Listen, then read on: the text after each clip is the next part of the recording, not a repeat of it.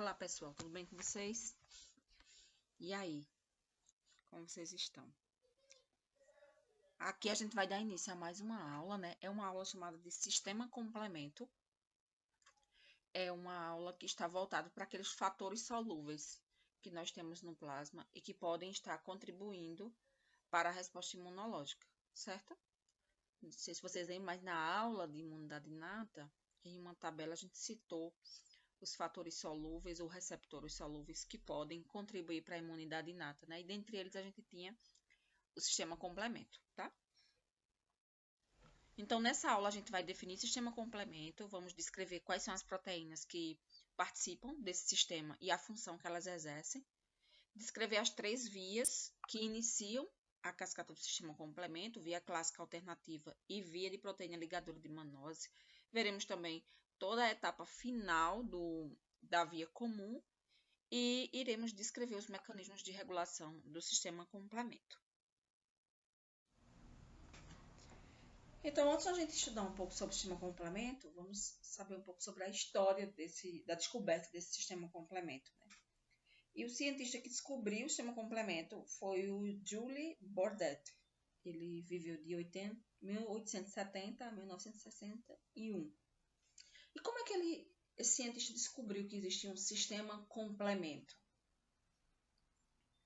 Então, em 1890, ele fazia um cultivo de células bacterianas.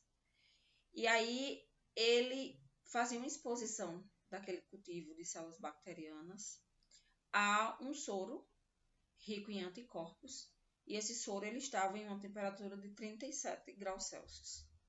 Quando ele fazia essa exposição, as bactérias elas eram lisadas, né?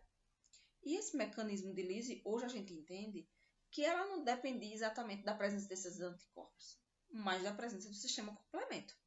Mas até então, em 1890, eles conheciam apenas os anticorpos, certo? E aí, o que ele sabia previamente é que o anticorpo, ele era uma proteína termolábil, que conseguia manter suas atividades mesmo em alteração de temperatura. E aí, o que ele fazia? Ele aquecia esse soro previamente a 56 graus ou acima disso, e aí ele identificava que esse soro perdia sua capacidade lítica. Quando ele fazia exposição a um cultivo de bactéria, ele observava que aquelas células não eram lesionadas. Não sofriam lise, né? Na verdade. E aí, então, considerando que esses anticorpos eram termoláveis, o que justificaria a perda dessa atividade lítica? Esse era o grande questionamento dele. Foi aí, então, que ele propôs a existência de componentes que não eram anticorpos, mas que trabalharia auxiliando a atividade dos anticorpos. E, de fato, né, a gente vai ver que na via clássica, a gente utiliza o anticorpo que está opsonizando a bactéria para iniciar um processo de lise celular. E aí, então, ele identificou que esses componentes eram componentes que complementavam a função dos anticorpos. E aí, então, ele nomeou esses componentes de sistema complemento. Complemento porque complementava a função dos anticorpos, certo? E, obviamente, que ao longo do tempo, as proteínas do sistema complemento foram sendo descobertas. Então, vamos conhecer mais características desse sistema complemento, né? Ele é um sistema composto por aproximadamente 40 proteínas. Essas proteínas são serinoproteases, que elas são ativadas na forma de cascata, como vocês vão observar ao longo da aula. Elas estão presentes tanto no plasma solúveis, como elas também podem estar presentes na superfície de células, né? De células microbianas. E nas células do hospedeiro, a gente tem inibidores da ativação dessas vias. A gente ainda vai ver tudo isso, tá?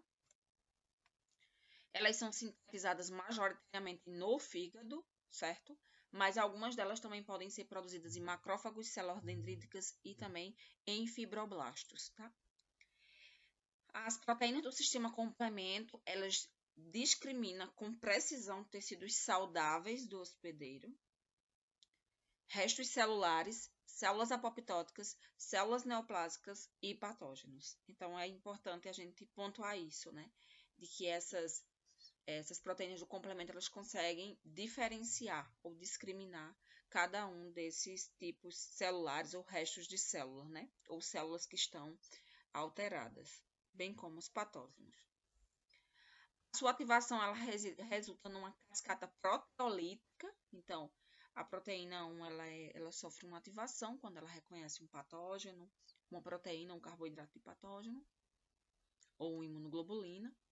E aí, então, ela é ativada, e aí ativa a próxima, e a próxima ativa a próxima, e aí é uma ativação subsequente, né? É um mecanismo de cascata proteolítica, certo?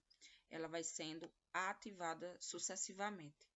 Ela inicia-se por 3 vias distintas, que são chamadas de via clássica, via alternativa e via das lectinas, e essas 3 vias elas vão culminar para uma via comum, certo? Resultando na atividade final, no objetivo final da ativação do sistema complemento, que é a formação do complexo de ataque à membrana, o MAC. A gente vai ver também tudo isso. Então, quais são as funções do sistema complemento? Bem, com a formação do MAC, a formação do MAC é o objetivo central da ativação do sistema complemento, mas tem várias funções que essas proteínas, uma vez ativadas, elas podem exercer e podem contribuir para o processo de inflamação, certo? E de resposta imunológica. Uma das funções extremamente importantes do sistema complemento é a opsonização de micro-organismos ou opsonização de anticorpos para que haja a fagocitose e a remoção de micro-organismos ou de imunocomplexos da circulação. A gente também vai ver isso bem ilustrado. Quimiotaxia, então essas proteínas elas podem servir para as células imunes como sendo um mecanismo químico de atração, né, quimiotaxia dessas células imunes, uma atração química das células imunes até o local da infecção, e também a ativação de fagócitos, certo? Então, elas têm atividade direta sobre as células fagocíticas, certo? Seja, por exemplo, dentro do lúmen do vaso, para ativar neutrófilo e esses neutrófilos aderirem à membrana do endotélio e migrar para o local da lesão, seja em fagócitos in situ, no local da lesão, ativando eles. A ativação do sistema complemento, ela culmina com a formação de poros, que é o complexo de ataque à membrana, e lisa a parede celular bacteriana, promovendo então a lise e a destruição dessas células. Regulação da resposta de anticorpos, conectando a via inata adaptativa, vocês vão ver isso também, ela promove essa regulação da resposta dos anticorpos, fazendo essa conexão entre a imunidade inata, que o sistema complemento faz parte, com a imunidade adaptativa, né? Ele pode opsonizar o micro-organismo e facilitar a atividade, a resposta adaptativa através do reconhecimento dos anticorpos a essa proteína do sistema complemento que está opsonizando aquele micro-organismo, tá? Então, ele conecta as duas respostas. Remoção de imunocomplexos, a gente vê que os proteínas do sistema complemento podem se ligar a anticorpos circulantes, formando esse imunocomplexo e favorecendo, então, a remoção deles. A gente viu que a remoção de imunocomplexo é uma competência dos macrófagos do baço. Também ele vai promover fagocitose de células apoptóticas e também induzir resposta inflamatória pela produção de anafilatoxinas. Vocês vão ver que durante a protólise das proteínas do sistema complemento, nós vamos formar alguns fragmentos proteicos que têm atividade pró-inflamatória, né? Então, C4A, C3A, C5A, C2B são proteínas que promovem resposta inflamatória. Então, eles são tidos como anafilatoxinas, certo? Eles vão promover recrutamento de células imunes para o local, eles vão promover degranulação de mastócitos, então eles têm atividade de anafilatoxinas. E aqui a gente tem esquematizado essas funções, né, do sistema imune, ou pelo menos algumas delas. A primeira delas a gente já pontuou anteriormente, é a indução da lise das bactérias, né? Então, esse é o objetivo final da formação do MAC. O sistema complemento vai promover a formação de inúmeros poros de membrana no micro-organismo, possibilitando assim, então, o influxo e efluxo de fluidos que vão induzir ou levar à morte dessas células.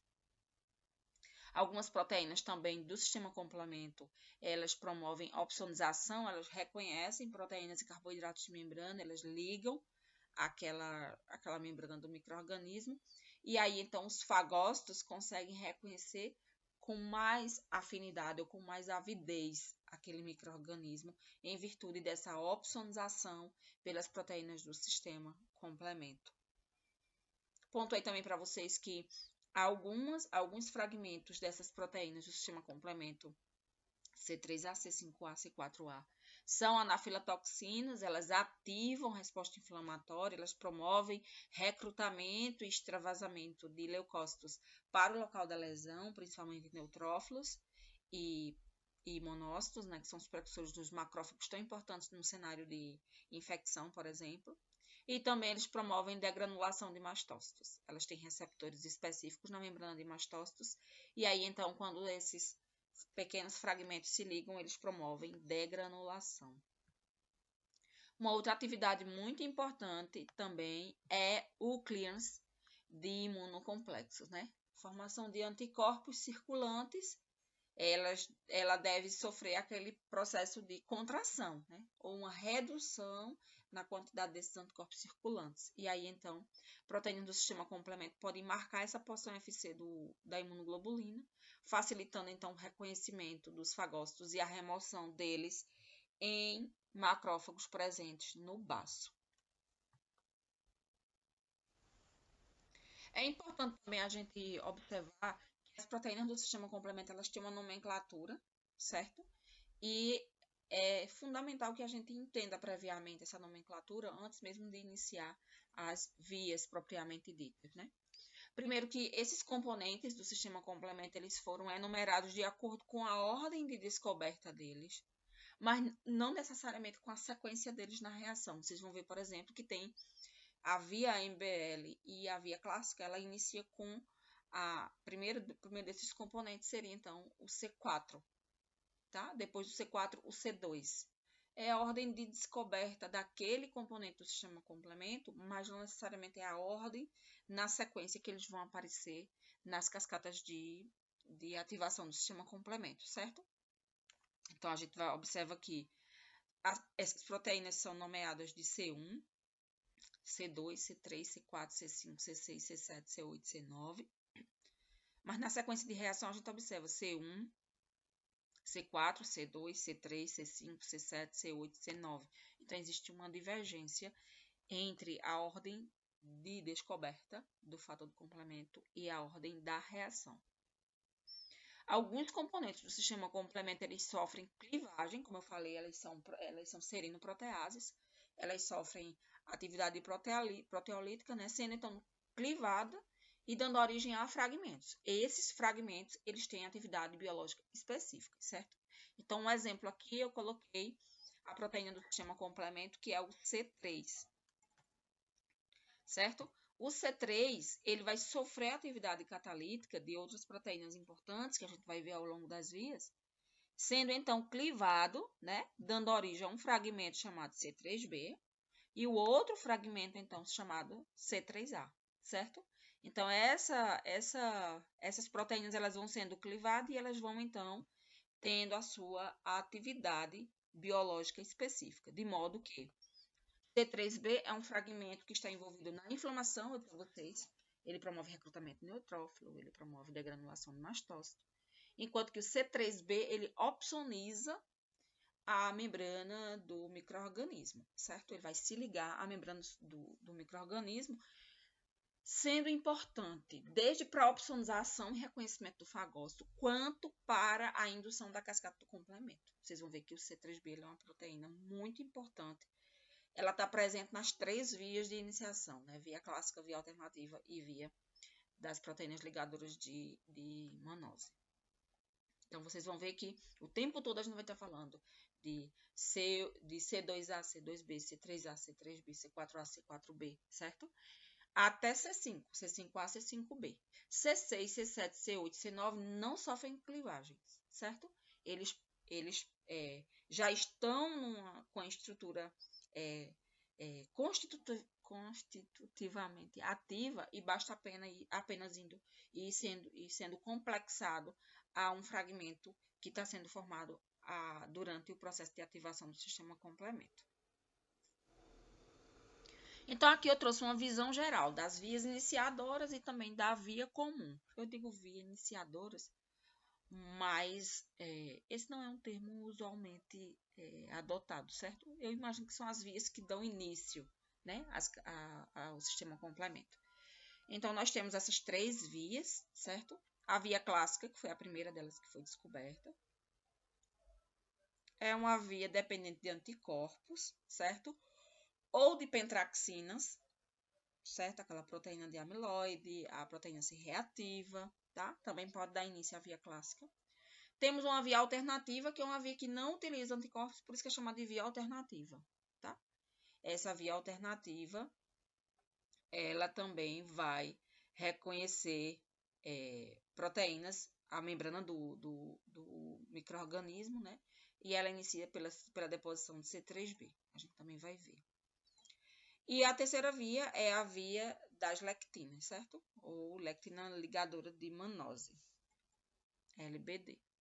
Então, essa é MBL, desculpe. Essas são as 3 vias que dão início à cascata do sistema complemento.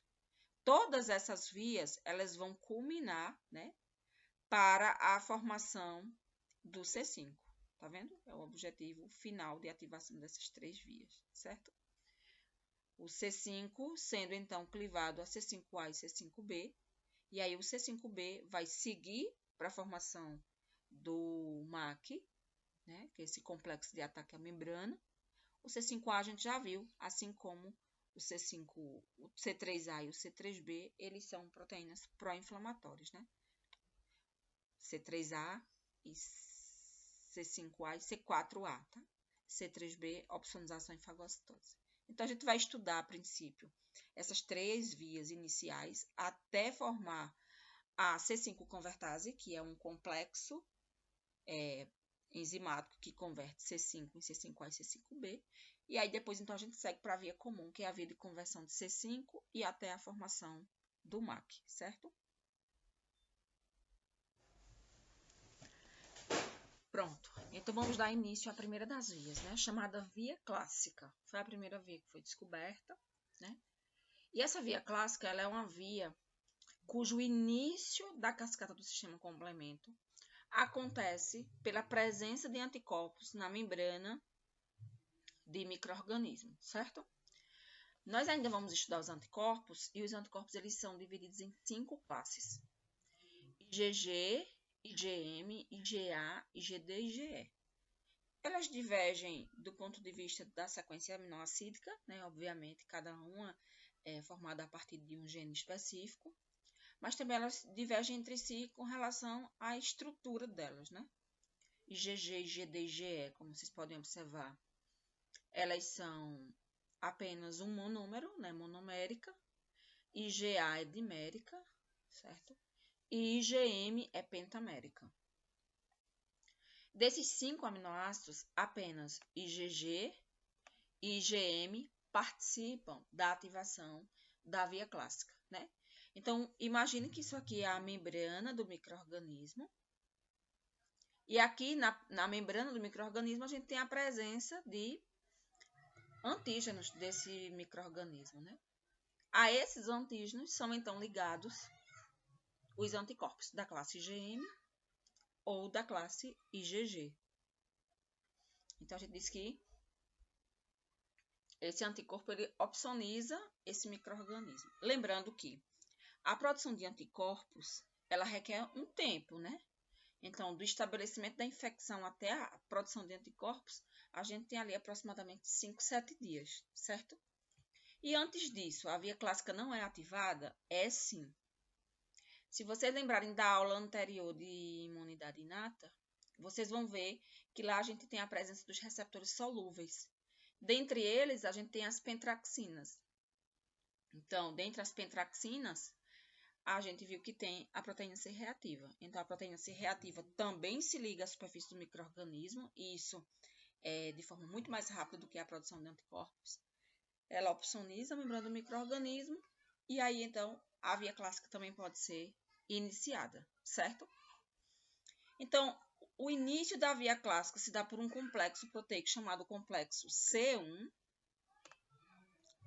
Esse complexo C1 é formado por 3 proteínas diferentes, né? A C1Q, a C1R e a C1S, certo? A proteína C1Q é essa proteína de cor cinza mais clara aqui, ó. Ela tem essa estrutura em haste, certo? E esses terminais que formam a cabeça, as cabeças, né, da C1Q. Além delas, a gente também tem a presença dessas proteases. C1R, que tem um cinza um pouquinho mais escuro, e num grafite a C1S, certo? Essas cabeças da C1Q, elas vão se ligar exatamente às imunoglobulinas, né? Aqui a gente tem um exemplo dela se ligando a IgM e aqui, ó, ela se ligando a 2 IgGs, certo? Então, ela se liga nessa região de dobra das imunoglobulinas. E aí, então, quando ela liga, inicia-se, então, a via clássica do sistema complemento. A ligação do C1Q à imunoglobulina ou à pentraxina, né, principalmente da proteína C reativa, vai resultar na ativação da C1R, certo? C1Q ligou, C1R ativou, certo? C1R é uma protease que vai ativar C1S, tá? E aí C1S dá continuidade a essa cascata da via clássica, que a gente vai continuar vendo no próximo slide. Então, aqui, só para a gente recapitular, né? Aqui eu tenho a membrana do micro-organismo, a presença aqui de 2 imunoglobulinas, como vocês podem observar, e ligadas nessa região de dobra das imunoglobulinas, eu tenho um complexo C1, né? O C1Q com as duas proteases C1R e C1S. A gente viu na aula no slide anterior que quando as cabeças da C1Q reconhecem o anticorpo ou a proteína C reativa, a C1R é ativada e aí a C1R ativa a C1S, certo? E aí, então, a C1S vai dar continuidade a essa cascata, que a gente vai ver a partir de agora. Então, eu fui descrevendo cada evento que vai acontecendo durante toda essa via clássica, certo? A C1S ativada pela C1R, ela cliva o fragmento C4. Ó, o C4 é uma proteína solúvel do sistema complemento. Ela veio aqui, se ligou a C1S. E aí, então, a C1S clivou ela em 2 fragmentos. C4A e C4B, certo? C4A a gente já viu. C4A é a anafilatoxina que vai induzir inflamação. E C4B? C4B vai se depositar na membrana do patógeno. Olha o C4B aqui ligado, certo? A esse C4B que está aqui ligado, vai então se ligar ao C2, certo? Que tá aqui, ó, C4B aqui, ó, nesse grafite, ou cinza escuro. E aqui no cinza claro, a gente tem o C2, certo? O C2, ele aqui já tá como se tivesse sofrido proteólise. O C2 se liga a C4. E aí, a C1S também cliva o C2. A C2A e C2B, certo? O C2B é liberado e o C2A fica aqui, ó, ligado ao C4. Formando, então, agora esse complexo C4B, C2A, certo? Só recapitulando, o C2B é liberado, enquanto que o C2A se liga ao C4, dando origem ao complexo C4B, C2A. Esse complexo C4B, C2A, ele é chamado de complexo C3 convertase. Como o próprio nome diz, a C3 convertase, ela vai clivar C3, certo? Então, aqui eu tenho o complexo C3 convertase. Ele vai, então, clivar C3 em C3A e C3B, certo? C3A, assim como C4A, é um fator da inflamação. E o C3B, ele vai, então, se ligar ao C4B e o C2A, mas também ele é importante para isso aqui, ó, opsonização da membrana do micro-organismo. Vocês vão ver que a presença desse C3B aí vai ser importante para a ativação de outra via, tá? Então, o C3B, ele opsoniza o micro-organismo, ele é facilmente reconhecido por fagócito, então ele tem essas funções importantes, certo? Então, a C3 convertase cliva o componente C3 em C3A e C3B.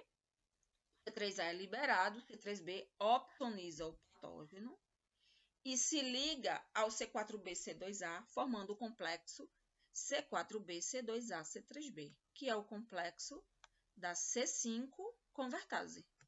Esse complexo C5 convertase, como o próprio nome diz, ele vai converter C5. Isso aí a gente vai ver dentro da via comum, certo?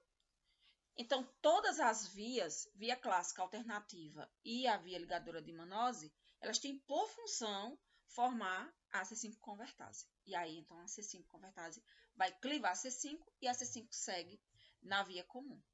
Então, na via clássica, os eventos são esses, certo? C1Q se liga, ativa C1R, C1R ativa C1. C1 cliva C4 e C2, certo? C4A e C2B são liberados, enquanto que C4B e C2A ficam ligados na membrana do patógeno, certo? Formando o que a gente chama de C3 convertase. A C3 convertase vai clivar C3 em C3A e C3B. C3A é liberado, C3B tem duas funções. Ou se ligar ao complexo C4B, C2A, né, formando C4B, C2A, C3B, que é o complexo C5 convertase, ou promover a opsonização do micro-organismo, ok? A outra via que a gente vai estudar é a via da proteína ligadora de Mannose, certo? Eu gosto de colocar ela nessa sequência, porque vocês vão ver que ela difere da via clássica apenas para iniciar. Depois é tudo bem semelhante, certo? Então, o nome da via é via da proteína ligadora de Mannose. Então, isso significa que essa proteína que vai iniciar a via, ela vai reconhecer o que de superfície? Ela vai reconhecer carboidratos, certo?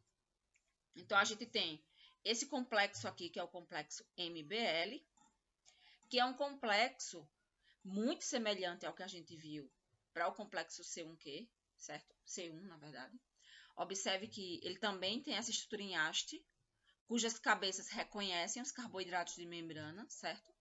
E também tem as proteases MASP1 e MASP2, certo?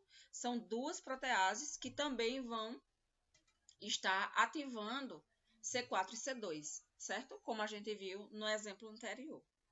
É importante pontuar para vocês que essa proteína ligadora de Mannose, essa aqui especificamente, ela reconhece Mannose. Mas aí eu peço a vocês que vocês voltem para aquela aula de imunidade inata e conferir exatamente naquela planilha que tem sistema complemento, como sendo os receptores solúveis, que vocês também vão ver lá ficolinas. As ficolinas têm uma estrutura semelhante a essa, muito semelhante, inclusive as proteases das ficolinas é MASP1 e MASP2, certo? Então, elas também vão reconhecer carboidratos de membrana. O que difere é que as ficolinas reconhecem N-acetilglicosamina e também reconhece o ácido lipotecoico, certo? Então, as ficolinas, elas têm alvos diferentes, certo? Enquanto a MBL reconhece Mannose, a ficolina reconhece N-acetilglicosamina e ácido lipotecoico. Todos eles estão presentes na membrana dos micro-organismos, certo? É aqui que eles estão presentes, tá bom?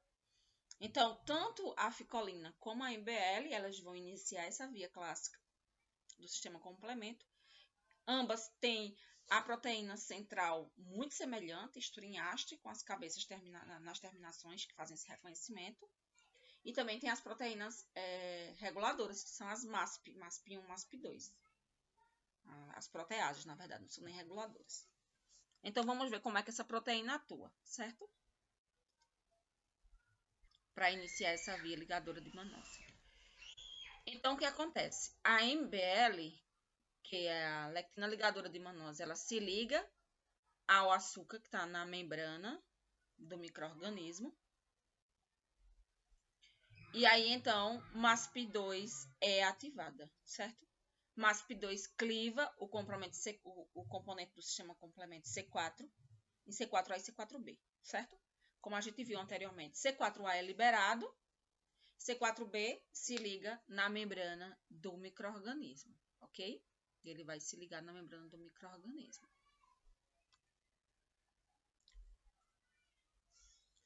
O componente C2 se liga ao C4B quando é clivado por MASP1, tá? Gerando os fragmentos C2A e C2B. C2B é liberado e C2A vai então se ligar ao C4B, formando aquela mesma estrutura que a gente viu antes, C4B, C2A, que é chamado do complexo C3 convertase, certo? Essa C3 convertase a gente sabe o que ela faz. Ela cliva C3 em C3A e C3B. C3A junto com C4A vai atuar no processo inflamatório, enquanto o C3B se liga ao complexo da C3 convertase, né? Ou seja, ela vai se ligar ao C4B, C2A, C3B, certo? Formando, então, o que a gente chama do complexo da C5 convertase. A C5 convertase da via clássica e da via MBL são iguais, tá bom? Essa via, ela é comum, né? A MBL e as ficolinas, certo? É o mesmo mecanismo. MBL ou ficolina se ligou ao carboidrato de membrana, vai depender do carboidrato. MBL, mannose, ficolina, N-acetilglicosamina e ácido lipotecoico. Quando elas se ligam, ocorre então a ativação das proteases, certo? A MASP2 cliva C4 em C4A e C4B, C4A é liberado, C4B se liga na membrana do patógeno. MASP1 cliva C2, C2A, C2B. C2B é liberado, C2A se liga ao C4B, né? Formando então o complexo C3 convertase, C4B, C2A. A C3 convertase converte C3 em C3A e C3B, C3A é liberado, C3B vai opsonizar a membrana do patógeno ou vai também participar da formação do complexo da C5 convertase, que é esse complexo aqui, C4B, C2A, C3B, ok?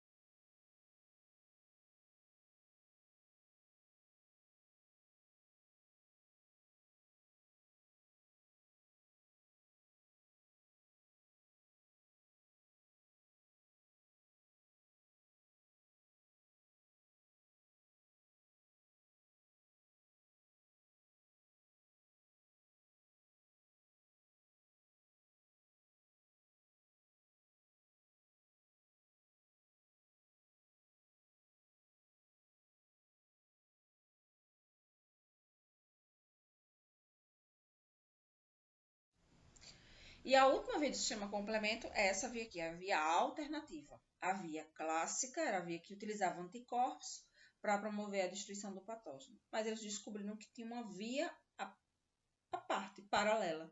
Por isso que eles chamaram de via alternativa. Para que a gente entenda sobre a via alternativa, é importante a gente entender que, constitutivamente, nós estamos o tempo todo hidrolisando um pouco de C3B, de C3, né, a C3A e C3B. Por que isso é tão importante? A gente viu que C3B, ele é uma importante molécula opsonizante. Então, é importante que a gente tenha essa molécula circulante para que, caso haja a entrada de um micro-organismo no nosso corpo, essa fração C3B possa, então, agir e estimular a destruição daquele patógeno, certo? Então, a gente tem um pouco de C3B ativo, certo? Isso é um nível basal de C3B. Quando a gente não se expõe a um micro-organismo, esse C3B, ele é, então, hidrolisado, certo? Mas quando a gente se expõe a um micro-organismo, esse C3B, então, vai se ligar à superfície desse micro-organismo. Nessa condição, o C3B, ele sofre hidrólise, certo? O C3B, ele sofre hidrólise espontânea. Hidrólise de quê? Hidrólise dessa ligação tiol aqui, ó. Enxofre, carbono. Aqui, ela vai ser, então, clivada, assumindo essa configuração aqui. Por que isso é importante? Porque aqui é o sítio de ligação de um outro componente do sistema complemento, chamado de fator B. Fator B é uma proteína circulante que só vai se ligar se C3B estiver aderida à membrana do patógeno. C3B, ora ligada a fator B, vai então possibilitar que o fator D, que também é uma outra protease circulante, é uma proteína com atividade proteolítica, promove então a clivagem do fator B, certo? Liberando dois fragmentos, BA e BB. O BA é um fragmento que vai ficar solúvel no plasma, enquanto que o BB vem e se junta a esse C3B, formando então esse primeiro complexo aqui, que a gente chama de complexo C3 convertase, certo? Então, só recapitulando, C3B que está circulante se liga na membrana do patógeno, possibilitando então a ligação do fator B. O fator D circulante cliva fator B em BA e BB, BA é liberado e BB se junta ao C3B, formando C3 convertase da via alternativa, certo? Nós vimos que na via clássica e na via MBL, a C3 convertase é formada por C4B e C2A. Na via alternativa, a C3 convertase é C3B e BB, certo? Então, vamos ver a via completa a partir de agora. Então, só recapitulando, né? C3, ele vai sofrer a clivagem de C3A e C3B, C3A fica livre, certo? Esse C3B, ele vai se ligar apenas à membrana de patógeno, certo? Na célula do hospedeiro, a gente tem um inibidor de C3B, que impede que ele seja ativado na superfície da célula do hospedeiro e cause uma lesão ao próprio, o que não é interessante para o nosso organismo, certo? O C3B se liga à membrana, junto a ele vai então se ligar o BB. O fator D, então, vai clivar o BB em BA e BB. Desculpe, o fator B em BA e BB. BA é liberado e o BB fica aqui ligado ao C3B. Essa estrutura aqui a gente chama ela de C3 convertase da via alternativa. Então, a C3 convertase da via alternativa é C3BBB, certo? Essa C3B BB, que é o complexo C3 convertase, ele é instável. E aí ele pode ser facilmente dissociado. Para isso, uma proteína chamada properdina vai estabilizar a C3 convertase, certo? mantendo ela apta a continuar fazendo o quê? A converter C3. Lembrando, minha gente, que C3 é a molécula iniciadora da via. Então, aqui a gente faz uma amplificação dessa via, né? Estimulando maior produção de C3, certo? A C3 convertase, ela vai clivar C3 em C3A e C3B. C3A é liberado e C3B tem dois destinos, né? C3B, ele pode opsonizar o micro-organismo, como vocês podem observar aqui, ou esse C3B também pode se ligar ao bebê que está na membrana, formando a C5 convertase. Então, a C5 convertase da via alternativa é C3B, BB, C3B, certo? E aí, esse C3B que vai sendo produzido, ele vai amplificando essa via, né? Então, o C3B recém-produzido também pode sofrer hidrólise e amplificar a via, ou seja, dar início ou dar manutenção ou amplificando mesmo a via alternativa. A C5 convertase, a gente já sabe, ela vai converter C5. Então, na via alternativa, C5 convertase é C3B, BB, C3B. Na via clássica IMBL, a C5 convertase é C4B, C2A e C3B, certo? Então, os complexos são diferentes, mas em todas elas a gente vai ter a formação da C5 convertase. Então, a C5 convertase, ela vai clivar a proteína C5 em C5A e C5B. C5A, a gente lembra, é um fragmento proteico extremamente importante para a inflamação, certo? E o C5B, ele vai se ligar àquele complexo, certo? C5B, para então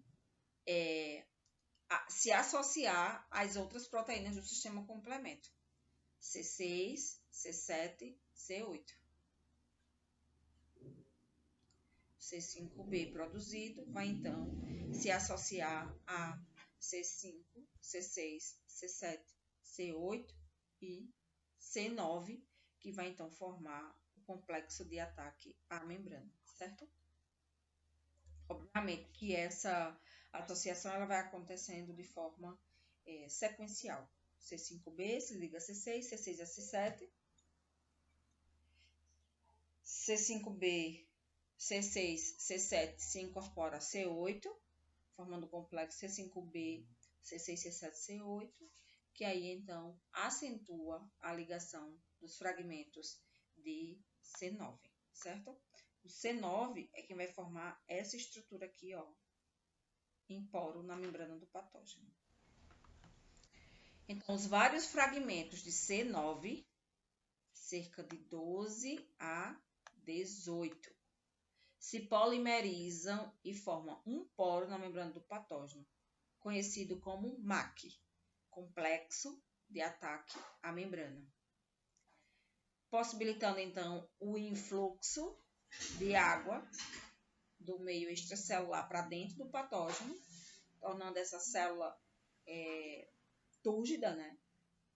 E aí, então, levando a extravasamento de material, saída de sais e íons, desequilíbrio osmótico, que culmina, obviamente, com ruptura de membrana e morte de patógeno.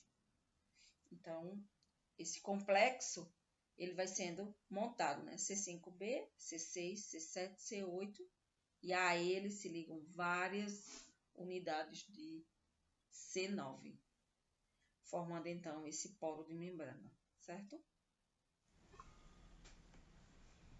Pronto. E aqui é só um resumo, né, das 3 vias para a gente ir acompanhando, né?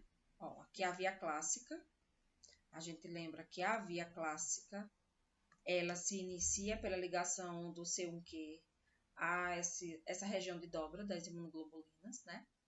Ela também é iniciada pelas pentraxinas, lembrando a proteína C reativa que vocês tanto falam e solicitam. E aí, então, ela liga e ativa, né? C1R, C1S, ativa, C1R ativa, C1S.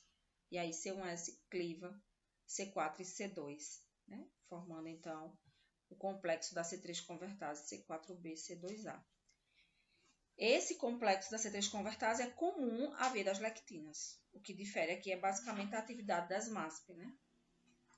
MASP2 ativa C4, MASP1 ativa C2, formando então a C3 convertase igual da via clássica, certo? A C3 convertase, obviamente, que ela converte C3 em C3A e C3B, e aí esse C3B, ele é importante, seja para formar a C5 convertase da via clássica e da via das lectinas, seja então para formar a C5 convertase da via alternativa. Essa via alternativa que se inicia com C3B, a ela se liga o fator D, o fator B cliva o fator B em BA e BB, formando então o complexo C3 convertase, que é C3BBB. Esse complexo é estabilizado pela atividade da properdina. A gente não pode esquecer disso, certo? Esse complexo C3 convertase também converte C3, né? Sendo então C3B adicionado ao complexo BB, C3B, formando então a C5 convertase. A C5 convertase, por sua vez, cliva C5 em C5A e C5B. C5B se liga a C6, que aí então se associa a C7, C8, C9. Esse C9 é o complexo 9, o componente 9, sofre uma polimerização, formando essa estrutura em poro que rompe a membrana do patógeno, ok? A formação da membrana do patógeno, que a gente viu anteriormente, é o objetivo final da via do sistema complemento, certo? É o objetivo final não, mas é o objetivo principal dessa via, certo? Mas a gente viu que ao longo da formação desse complexo MAC, a gente viu também a formação e liberação desses fragmentos, C3A, C4A e C5A. Esses fragmentos são importantes para o processo de inflamação, certo?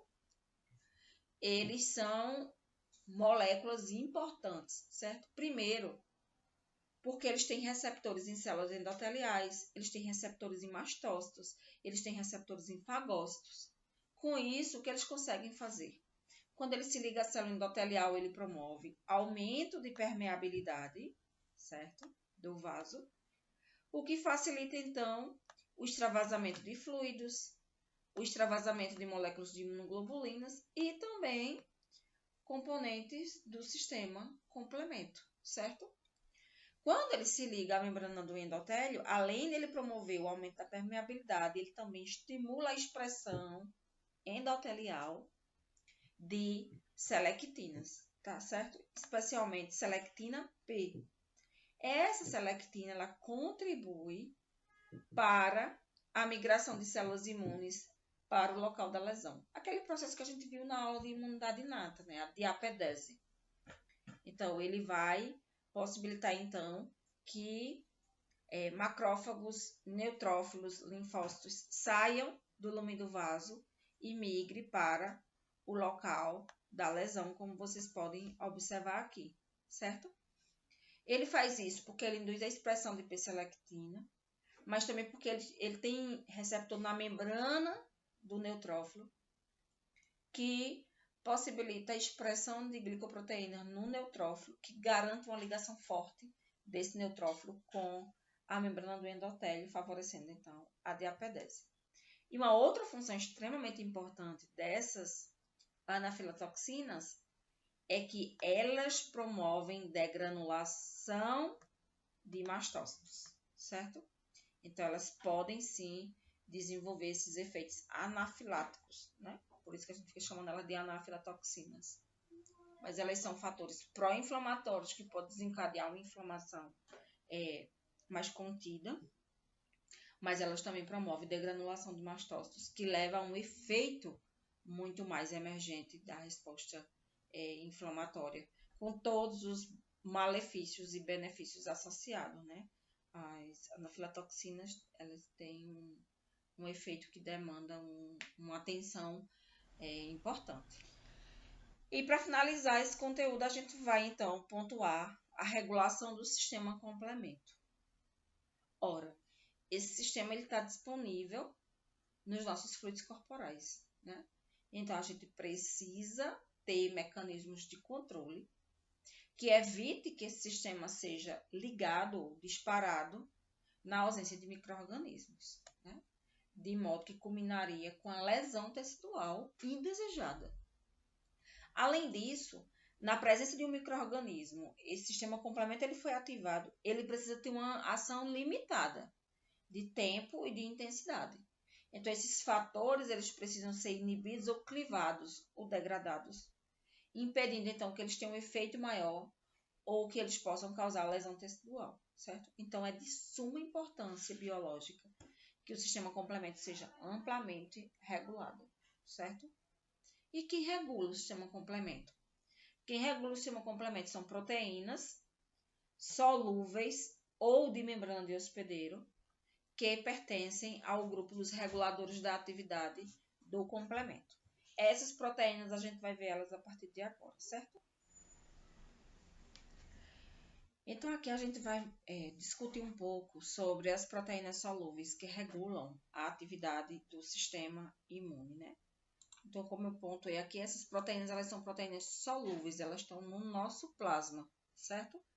E elas vão agir exatamente sobre aqueles componentes que a gente acabou de ver naquelas 3 vias iniciadoras e também na via comum, tá? Então, aqui a primeira dela é a esterase inibidora de C1. C1 a gente lembra que é aquela proteína que inicia, aquele complexo proteico que inicia a via clássica, certo?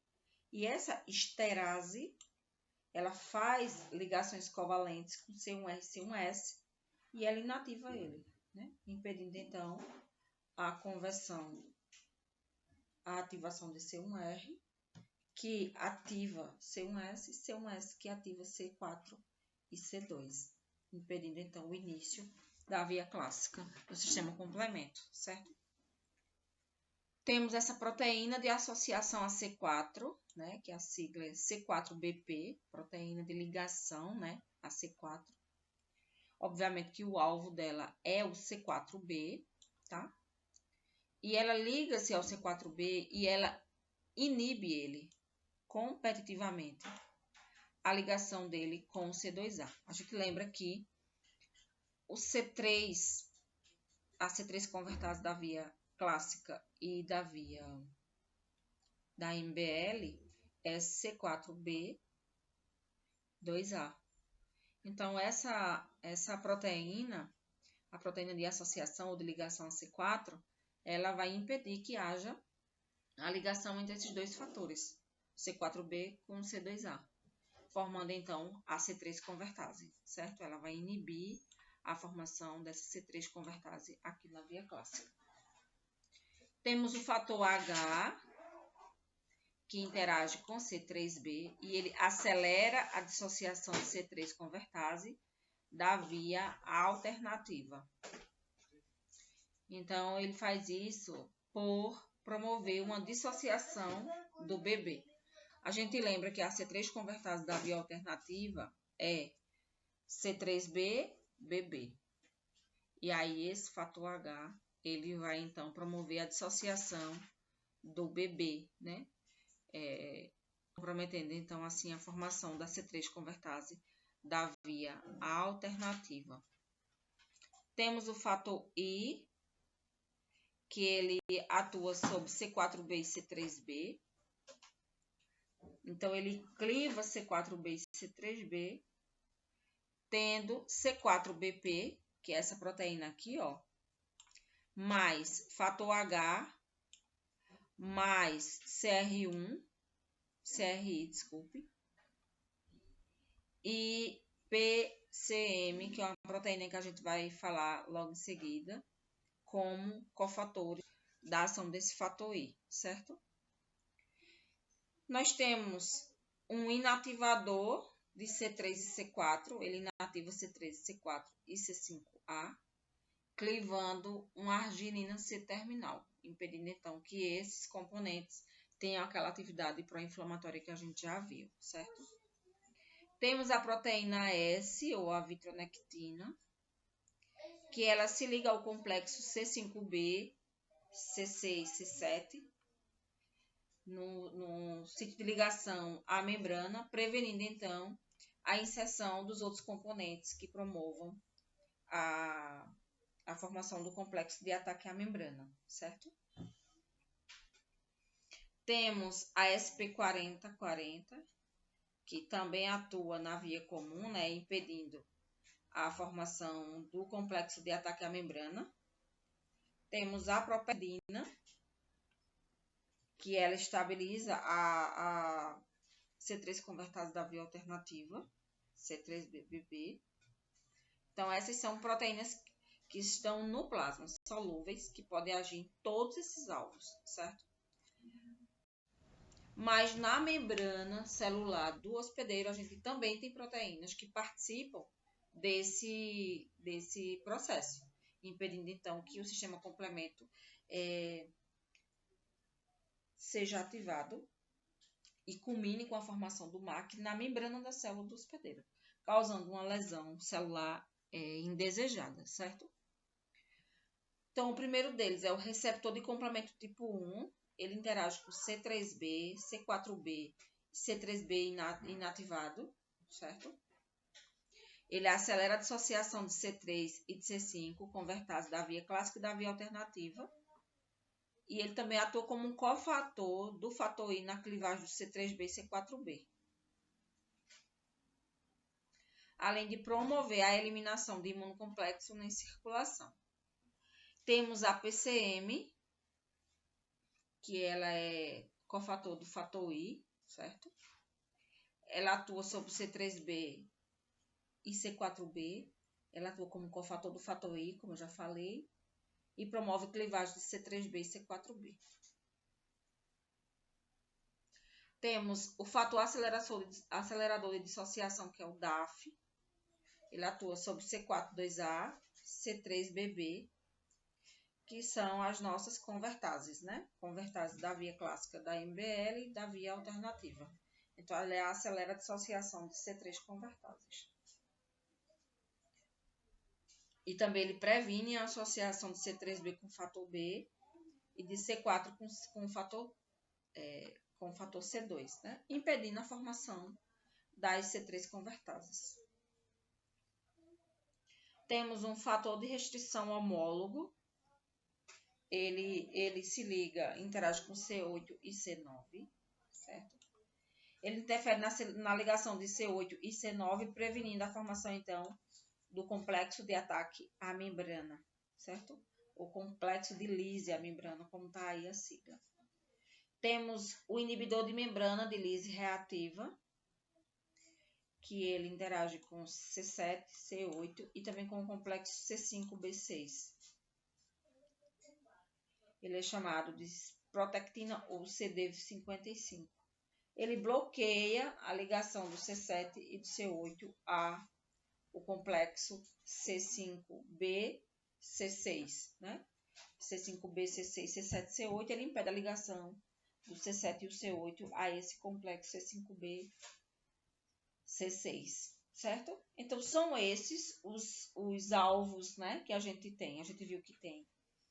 A gente tem alvos de regulação para as proteínas de início, C1Q, para C3b, para C4b, para C2, e temos também da via comum, né? A gente tem alvos para a formação do complexo C5-C6, C5-C6, C7, tem inibidores que interagem com C8 e C9, impedindo a interação e a formação do MAC.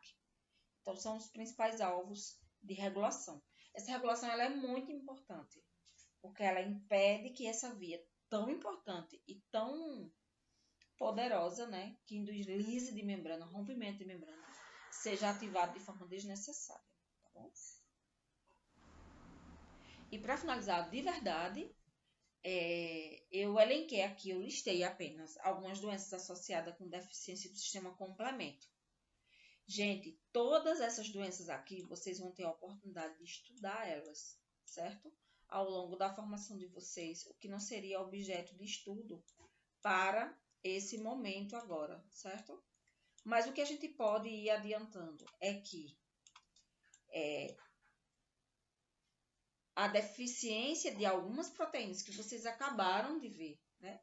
Dos componentes da via clássica, dos componentes da via efetora, que a gente também chama de via comum, da própria erdina, uma deficiência de C8, uma deficiência de fator I, uma deficiência de DAF, desse fator homólogo, da CD59, do inibidor de C1, de CR3 e de CR4, pode culminar no desenvolvimento de várias doenças, né? Como vocês podem observar. Uma deficiência das proteínas do sistema complemento pode alterar tanto a resposta imunológica, né? Que pode desenvolver, então, um quadro de lúpus eritematoso sistêmico.